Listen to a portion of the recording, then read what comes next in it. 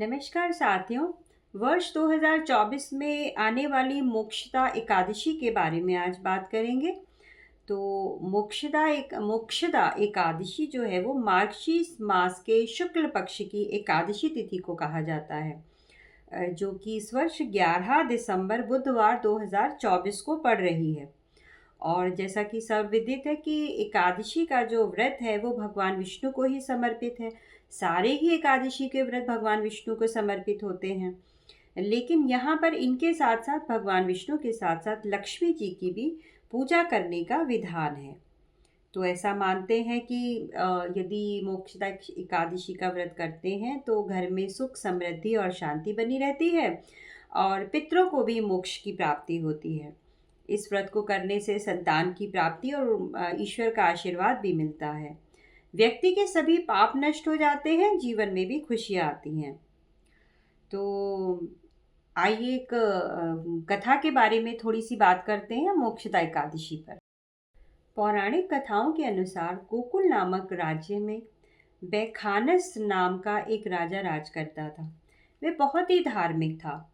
उस राज्य की प्रजा भी बहुत सुखी थी और राजा भी जन का हितकारी राजा था। और सभी वेदों के जो ज्ञानी थे वो उसके राज्य में निवास करते थे।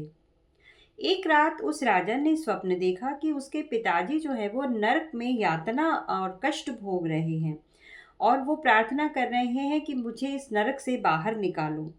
तो जब उसका स्वप्न टूटा राजा का तो वो बड़ा विचलित हुआ। उसका क्या कारण है और उसका निवारण जानने के लिए उसने सभी विद्वानों को अपने दरबार में बुलाया और अपने स्वप्न के बारे में बताया। जब कोई कुछ नहीं बता सका तब उन्होंने राजा को पर्वत मुनि के आश्रम में जाने का सुझाव दिया, जो भूत भविष्य और वर्तमान सब देख सकते थे। तो राजा उनके आश्रम में गया और यथोचित अभिवादन के पश्चात उसने अपनी चिंता का कारण बताया। तो पर्वत मुनि जो थे उन्होंने अपनी ध्यान और साधना से ये जान लिया कि उसके जो पिता हैं वो क्यों कष्ट उठा रहे हैं।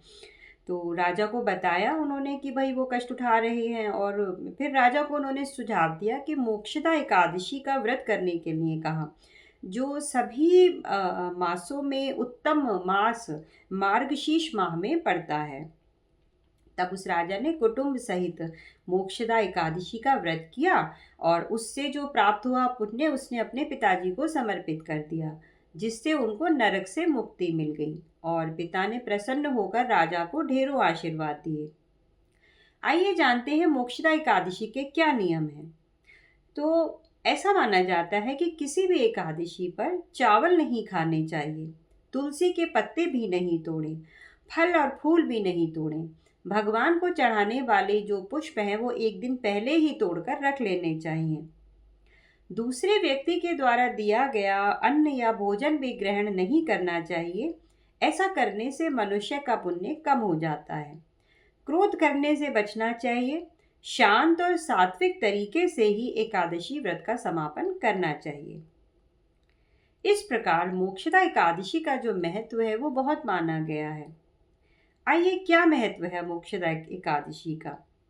मोक्षदा एकादशी उसी दिन पड़ती है जिस दिन गीता जयंती मनाई जाती है, अर्थात भगवान कृष्ण ने महाभारत के युद्ध में जब अर्जुन को भगवत गीता का उपदेश दिया था, ये वो दिन माना जाता है।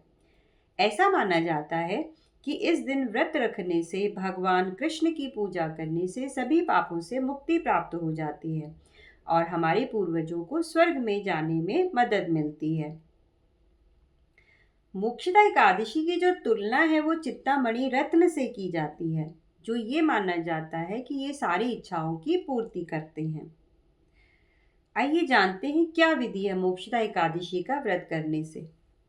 तो सुबह से लेकर अगले दिन तक भक्तों द्वारा कठोर उपवास किया जाता है और भगवान विष्णु को फल, दूध और प्रसाद अर्पण करने से पापों का निवारण होता है और दूसरों को भी उनके पापों से मुक्ति दिलाने में मदद मिलती है।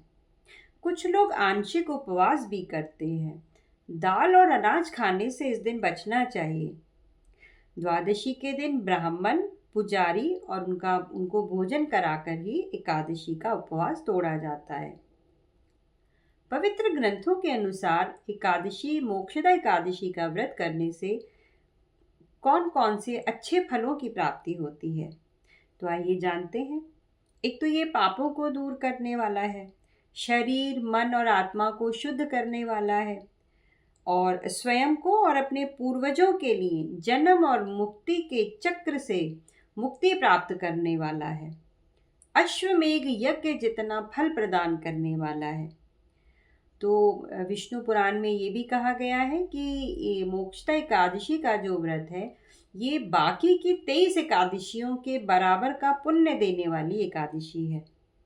तो साथियों, ये रही मोक्षदा एकादशी के बारे में एक छोटी सी जानकारी। आशा करती हूँ आपको ये वीडियो पसंद आई होगी। इसी के साथ अपने वीडियो का समापन करती हूँ। आपका दिन शुभ रहे। नमस्कार।